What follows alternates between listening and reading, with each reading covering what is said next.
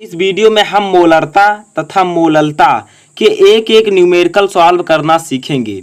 ये आपके board exam के लिए काफ़ी ज़्यादा इंपॉर्टेंट है और जो न्यूमेरिकल मैं सॉल्व कराऊंगा उसका पीडीएफ भी आपको डिस्क्रिप्शन में मिल जाएगा, जाकर डाउनलोड कर लीजिएगा ताकि आप लोग अच्छे से न्यूमेरिकल को लगा सकें और उसे रख कर समझ सकें। ठीक है, आगे भी आपके काम आएगा। तो पीडीएफ जो है जाकर डाउनलोड कर लीजिएगा।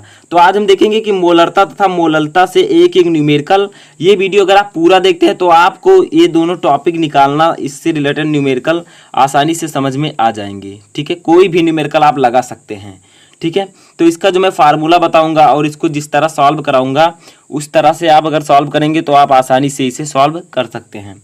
तो देखिए क्या है, फर्स्ट जैसे मैंने यहाँ पर फर्स्ट जो लिया है ये मोलरता से आधारित है। ठीक है, पहले हम मोलरता से आधारित लेंगे। ठीक है, उसके बाद में हम मोललता का एक न्यूमेरिकल सॉल्व करेंगे। तो देखिए मोलरता का फर्स्ट न्यूमेरिकल क्या है, 15 ग्राम पोटेशियम क्लोराइड को 1 लीटर जल में घोला गया है। ठीक है, विलयन की मोलरता ज्ञात कीजिए। तो यहाँ पर आप लोग समझिए कि इसमें विलेय क्या है और विलायक क्या है। ठीक है, विलयन चैप्टर है, इसमें मैंने आपको विलेय विलायक ये सब मैंने आपको ऑलरेडी बता रखे हैं एक वीडियो में, तो लिंक आपको डिस्क्रिप्शन में मिल जाएगा, जाकर जरूर देखिएगा। ठीक है, तो देखिए 15 ग्राम पोटेशियम क्लोराइड, तो 15 ग्राम पोटेशियम क्लोराइड है ये, तो किस में घोला गया है, 1 लीटर जल में। तो किसकी मात्रा कम है, पोटेशियम क्लोराइड की मात्रा कम है। तो विलयन में जिसकी मात्रा कम होती है उसे हम विलेय कहते हैं। ठीक है, तो यहाँ पर क्या लिखेंगे, विलेय कितना दिया गया है, 15 ग्राम। तो विलेय का भार दिया गया है स्टूडेंट, विलेय का भार। ठीक है, जो कुछ न्यूमेरिकल में दिया गया है उसको हम लिखेंगे। और हाँ, जो आपका ये मोलरता है और मोललता है, इन दोनों टॉपिक को मैंने एक वीडियो में पढ़ाया है, आपको कवर कराया है परिभाषा और सूत्र के साथ, फार्मूले के साथ। तो उसे भी आप लोग डिस्क्रिप्शन में जाकर देख सकते हैं, मैं लिंक दे दूंगा। ठीक है, तो वहाँ से आप लोग जाकर डाउनलोड कर दीजिए, देख लीजिएगा। तो देखिए 15 ग्राम पोटेशियम क्लोराइड है, तो ये है विलेय, क्योंकि ये 1 लीटर जल में है। 1 लीटर जो है 15 ग्राम से काफ़ी ज़्यादा अधिक है, तो जो कम मात्रा में उपस्थित होगा विलयन में उसे हम क्या कहेंगे, विलेय कहेंगे। तो विलेय का भार यानी कि किसका भार, KCl का भार, पोटेशियम क्लोराइड का भार कितना है, 15 ग्राम। ठीक है, उसके बाद देखिए इसको किस में घोला गया है, 1 लीटर जल में। अब 1 लीटर जल क्या है, ये विलयन का आयतन है। ठीक है, तो देखिए विलयन का आयतन यहाँ पर आप लिख दीजिए, विलयन का आयतन। ठीक है, अभी हम फार्मूला लगाकर इस न्यूमेरिकल को आसानी से सॉल्व कर लेंगे। तो विलयन का आयतन है 1 लीटर। ठीक है, 1 लीटर। ठीक है, आगे देखिए क्या है, विलयन की मोलरता की गणना कीजिए। तो सबसे पहले आपको एक फार्मूला पता होना चाहिए। यहाँ पर पहले हम मोलरता का फार्मूला लिख देते हैं। ठीक है, मोलरता, तो मोलरता इक्वल टू आपका होता है, तो यहाँ पर समझिए बहुत ही इंपॉर्टेंट है ये न्यूमेरिकल आपके, विलेय के मोलों की संख्या, विलेय के मोलों की संख्या। ये सब मैंने आपको उस वीडियो में बताया है जिसमें मैंने आपको मोलरता और मोललता को पढ़ाया था, लिंक आपको डिस्क्रिप्शन में मिल जाएगा। ठीक है, विलेय के मोलों की संख्या अपान विलयन का आयतन लीटर में, विलयन का आयतन लीटर में। ठीक है, बहुत ही सिंपल है, ये है आपके मोलरता का फार्मूला। इसको हम डिनोट करते हैं कैपिटल M से। अब आगे देखिए क्या है, विलेय का भार है, विलयन का आयतन तो दिया गया है लेकिन विलेय के मोलों की संख्या नहीं दी गई है। तो विलेय के मोलों की संख्या निकालने का सूत्र होता है, उस सूत्र को भी यहाँ पर आप समझ सकते हैं, मैंने यहाँ पर बताया है और उसमें भी मैंने आपको बताया था जिसमें मैंने पढ़ाया था। ठीक है, देखिए क्या है, विलेय के मोलों की संख्या इक्वल टू विलेय का भार बटा विलेय का अणुभार। ठीक है, तो अब हम यहीं पर विलेय के मोलों की संख्या ज्ञात कर लेते हैं। तो देखिए विलेय का अणुभार कितना है, यहाँ पर देखिए विलेय क्या है आपका, KCl मैंने आपको बताया, पोटेशियम क्लोराइड विलेय है। तो यहाँ पर लिख दीजिए विलेय का भार, विलेय का अणुभार लिख दीजिए। ठीक है, अणुभार इक्वल टू आपका कितना हो जाएगा, अणुभार का मतलब होता है पोटेशियम क्लोराइड में क्या है, KCl है। ठीक है, तो K का अणुभार और Cl का अणुभार जब आप जोड़ देंगे तो विलेय का अणुभार आ जाएगा। तो K का अणुभार यहाँ पर दिया गया है 39, ये अणुभार है। ठीक है, पोटेशियम का परमाणु भार, और प्लस Cl कितना दिया गया है, 35.5। अब जब आप दोनों को यहाँ पर जोड़ देंगे तो आपका हो जाएगा 74.5 5, ठीक है। तो ये हो जाएगा आपका 74.5। तो ये विलेय का अणुभार आ गया। विलेय का अणुभार क्या है? ये जो आपके एलिमेंट हैं इसमें इंक्लूड हैं, इनके परमाणु भार को आप आपस में जोड़ देंगे तो विलेय का अणुभार आ जाएगा। तो देखिए अब क्या है आगे। अब विलेय का भार अपन विलेय के मोलों की संख्या कैसे ज्ञात करेंगे? अभी विलेय के मोलों की संख्या निकालकर हम यहीं पर पुट कर देंगे, आपका आंसर आ जाएगा। तो देखिए क्या है आपका यहाँ पर, विलेय के मोलों की संख्या इक्वल टू विलेय का भार बटा विलेय का अणुभार। तो विलेय का भार कितना है? तो देखिए यहाँ पर दिया गया है विलेय का भार है 15 ग्राम, ठीक है। तो 15 लिख देते हैं। अपन विलेय का अणुभार कितना है? 74.5 ग्राम। तो 74.5, ठीक है। तो जब इनको हम मल्टीप्लाई करेंगे आपस में तो आपका आ जाएगा, इनको जब हम डिवाइड करेंगे तो आपका आएगा 0.20, ठीक है। इतना आपका आ जाएगा, समझ में आया? तो 0.20 आपका आ गया। अब चलिए आगे बढ़ते हैं यहाँ पर हम। अब देखिए इसी सूत्र में हम विलेय के मोलों की संख्या जो हमने निकाली है 0.20 इसको रख देंगे। तो चलिए रखते हैं। तो कैपिटल M इक्वल टू आपका आ जाएगा, विलेय के मोलों की संख्या कितनी निकाली है हमने? 0.20। तो लिख देते हैं 0.20 और अपान विलयन का आयतन कितना है? 1 लीटर। लीटर में मैंने बताया है, तो विलयन का आयतन है 1 लीटर, ठीक है। तो देखिए हमारा यहीं पर जो है मोलरता निकल गई है। कितना आया है? 0.20। इसका मात्रक होता है मोल प्रति लीटर, ठीक है। ये आपका आंसर आ गया। बहुत ही सिंपल से मैंने लगाया है, सिर्फ फार्मूले का यूज किया है यहाँ पर। विलेय के मोलों की संख्या अपन विलयन का आयतन लीटर में, आप यहाँ पर भी विलेय के मोलों की संख्या का मान रख सकते हैं। विलेय का भार बटा विलेय का अणुभार, ठीक है। विलेय क्या था? KCl था। KCl का भार था 15 ग्राम, देखिए 15 ग्राम यहाँ पर, ठीक है, विलेय का भार। और अणुभार था 74.5 ग्राम। ये आपको दिया रहेगा K बराबर इतना, Cl बराबर इतना, ठीक है। आपका आ गया 0.20 विलेय के मोलों की संख्या। हमने यहाँ पर विलेय के मोलों की संख्या के स्थान पर रखा, आयतन 1 है और कुल मिलाकर मोलरता जो आपकी आई 0.20 मोल प्रति लीटर, ठीक है। तो ये आपका मोलरता का जो है न्यूमेरिकल सॉल्व हो चुका है। तो आई होप कि आपको ये समझ में आ चुका होगा। अब हम देखेंगे मोलरता का न्यूमेरिकल कैसे लगाते हैं। तो चलिए सीखते हैं। तो देखिए यहाँ पर भी वही प्रोसेस है। मोलरता क्या है? 14.625 ग्राम सोडियम क्लोराइड, इसको भी मैंने पढ़ाया, जाकर देख सकते हैं। सोडियम क्लोराइड को 250 ग्राम जल में विलेय किया गया। प्राप्त विलयन की मोलरता ज्ञात कीजिए, ठीक है। तो यहाँ पर भी देखिए विलेय क्या है? विलेय क्या है? ये है सोडियम क्लोराइड, ठीक है। तो हम लिख देते हैं सोडियम क्लोराइड का भार कितना दिया गया है? ये आपका विलेय है, ठीक है। तो ये भार दिया गया है 14.625 ग्राम, ठीक है। उसके बाद देखिए क्या है, सोडियम क्लोराइड को 250 ग्राम जल में विलेय किया गया, ठीक है। तो जल जो है, जल का भार कितना दिया गया है? 250 ग्राम। तो हम यहाँ पर इसको भी लिख देते हैं, जल का भार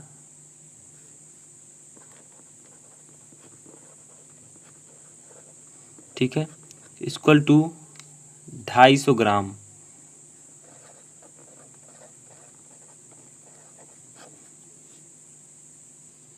तो देखिए इस न्यूमेरिकल में एक चीज़ और दिया गया है कि ये आपका देखिए यहाँ पर NaCl, ठीक है। NaCl का अणुभार कितना होगा? NaCl का अणुभार जैसे मैंने आपको उस न्यूमेरिकल में बताया था वैसे आपको यहाँ पर भी निकालना है, ठीक है। NaCl का अणुभार इक्वल टू Na का अणुभार प्लस Cl का अणुभार, ठीक है। तो Na का दिया गया है 23 प्लस Cl का दिया गया है 35.5। तो जब दोनों को हम ऐड करेंगे तो दोनों को ऐड करने पर आपका आएगा 58.8, ठीक है। तो ये आपका आ जाएगा 58.5।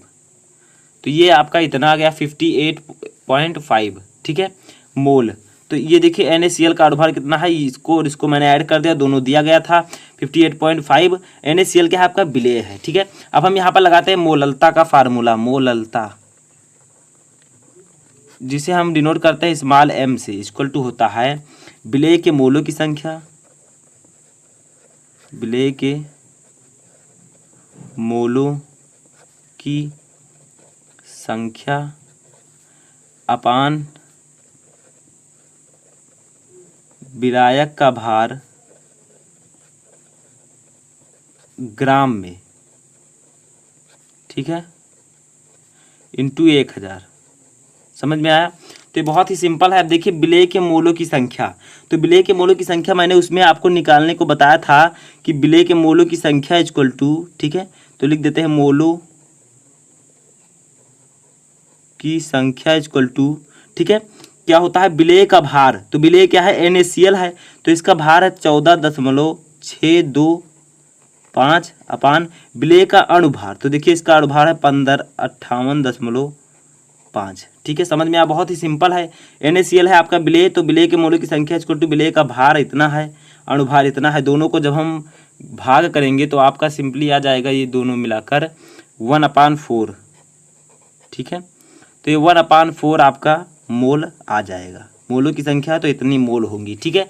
अब देखिए हम इसी मोलों की संख्या के मान को इसमें रख देते हैं, तो देखिए विलेय के मोलों की संख्या कितनी आई है यहाँ पर 1/4, तो 1/4 अपान विलायक का भार ग्राम में कितना है, तो 250 ग्राम है, देखिए यहाँ पर ये 250 ग्राम इंटू 1000, इसको 1 से यहाँ पर भाग कर देंगे, ठीक है, नीचे कुछ नहीं है, तो देखिए ये ऊपर का इससे गुणा होगा, तो यहाँ पर हम 1 लिखते हैं, ठीक है, और अपान इसका इससे गुणा होगा, तो 250 का 4 से गुणा करेंगे तो ये आपका आ जाएगा 1000, ठीक है, इंटू ये आपका 1000 ऊपर ही रहेगा, तो देखिए ये दोनों आपके कट हो चुके हैं, तो क्या आएगा आपका सिंपली जो मोललता आ जाएगी वो आ जाएगी 1, ठीक है, मोल, तो ये आपकी आ चुकी है मोललता। तो ये बहुत ही सिंपल सा न्यूमेरिकल था मोललता निकालने का। तो इसमें क्या है, मोललता में है विलायक का भार ग्राम में, ठीक है, या फिर आप लिख सकते हैं किलोग्राम में, तो ऊपर 1000 नहीं रहेगा, अगर ग्राम में लिखते हैं तो ऊपर 1000 से गुणा हो जाएगा। देखिए मोलों की संख्या हमने निकाली 1/4, तो 1/4 अपान 250 विलायक का भार था अपान 1 इंटू 1000, ठीक है। अब सबसे ऊपर का सबसे नीचे से गुणा होगा तो 1 होगा, इन दोनों का गुणा हो जाएगा 1000 इंटू 1000 ऊपर था, ठीक है, m इक्वल टू आपका आ गया 1 मोल, ठीक है। तो ये आपका आ गया मोललता निकालने का ट्रिक। तो इस प्रकार से आप दोनों का न्यूमेरिकल आसानी से सॉल्व कर सकते हैं, ठीक है। तो देखिए न्यूमेरिकल क्या है समझिए, न्यूमेरिकल है प्रथम कोट की अभिक्रिया का अर्ध आयु काल 60 मिनट है, कितने समय में अभिक्रिया का 90% भाग पूर्ण होगा। इस प्रकार से क्वेश्चन आपके बोर्ड एग्जाम में पूछे जाते हैं, 90% के स्थान पर 80%, 70% भी हो सकता है। तो चलिए सीखते हैं कि इस प्रकार के न्यूमेरिकल हम कैसे सॉल्व करेंगे, ठीक है। तो सबसे पहले हम लिख देते हैं सॉल्यूशन, ठीक है, यानी कि सॉल्व। देखिए क्या क्या न्यूमेरिकल में दिया गया है, आपको दिया गया है अर्ध आयु काल, यानी कि आपको दिया गया है टी हाफ। अर्ध आयु काल को हम टी हाफ से डिनोट करते हैं, इसे हम लिख सकते हैं अर्ध आयु काल, ठीक है। ये कितना दिया गया है 60 मिनट, तो हम लोग लिख देते हैं 60 मिनट, ठीक है। याद रखिएगा अर्ध आयु काल को टी हाफ से डिनोट करते हैं, ठीक है। अब यहाँ पर आपको एक चीज़ ध्यान देना है, ठीक है। अब हमें टी हाफ से निकालना है वेग स्थिरांक, यानी कि हम इसकी सहायता से वेग स्थिरांक को ज्ञात कर लेते हैं। तो वेग स्थिरांक जो होता है वेग स्थिरांक, ठीक है, तो वेग स्थिरांक जो है उसी से हम डिनोट करते हैं के से। के बराबर मैंने एक सूत्र आपको बताया था, शायद आपको याद हो, 0.693 अपान टी हाफ, ठीक है, यानी कि अर्ध आयु काल। आप इसको अगर आप निकालना चाहें तो के को यहाँ पर लाकर इसको भी निकाल सकते हैं, ठीक है। तो चलिए इस पर पहले हम अप्लाई कर देते हैं। तो 0.693 अपान टी हाफ की वैल्यू दी गई है 60, तो हम लोग यहाँ पर लिख देते हैं 60, ठीक है। ये आपका क्या है, के है। अब के हमारा जो फाइनली आंसर आया वो जब आप इसको भाग करेंगे तो आपका कुछ इतना आंसर आएगा 0.0115, ठीक है, और इसका जो मात्रक होगा वो मिनट इनवर्स, ठीक है।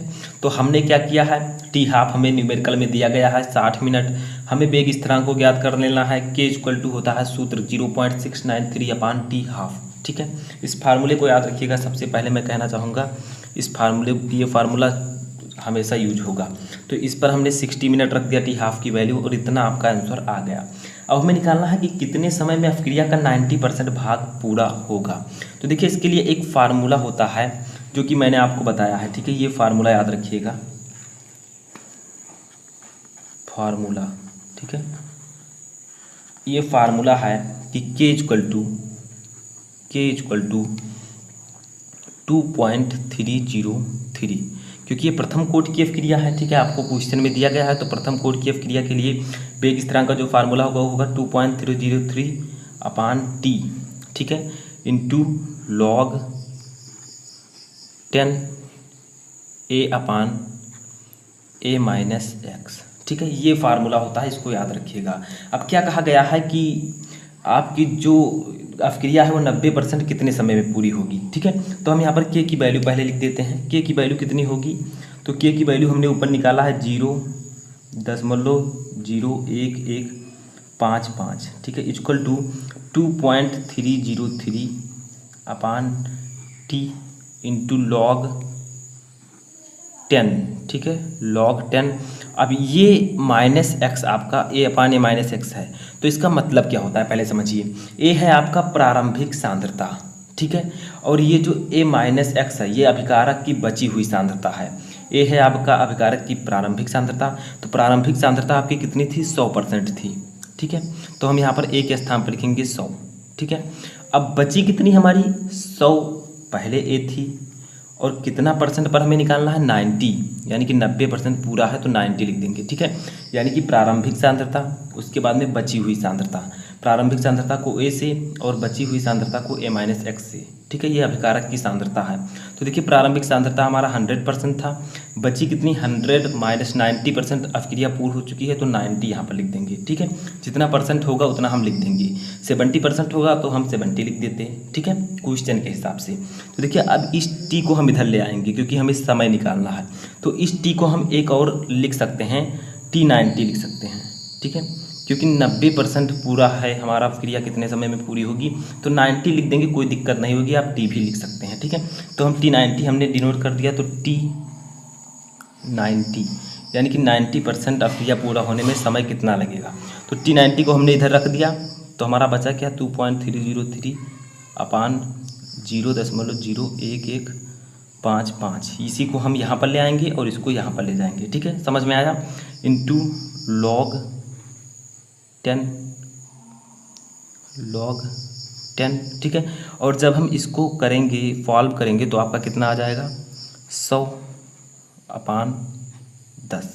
ठीक है, 100 अपान 10, 100 में से 90 जाएगा तो 10 बचेगा। ठीक है, अब देखिए हम सॉल्व कर लेते हैं। T90 इक्वल टू 2.303 अपान 0.01155 ऐसे ही रहने देंगे, इंटू log 10, और इंटू आपका क्या हो जाएगा, यहाँ पर जब इसको भाग करेंगे 100 में से 10 को तो आपका बचेगा फाइनली यहाँ पर 10।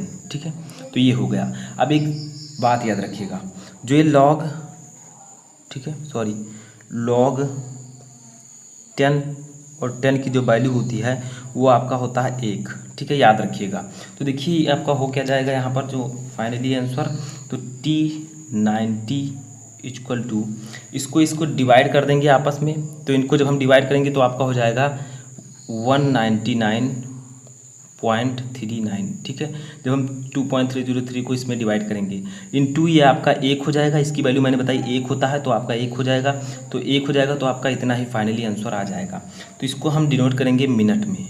ठीक है, मिनट, तो ये आपका आंसर आ जाएगा कि अभिक्रिया 90% अभिक्रिया पूर्ण होने में 199.39 मिनट लगेगा, जिसका अर्धायुकाल अगर 60 मिनट हो तो। समझ में आया अभिक्रिया। एक बार हम फिर से इस रिएक्शन को समझ लेते हैं थोड़ा सा।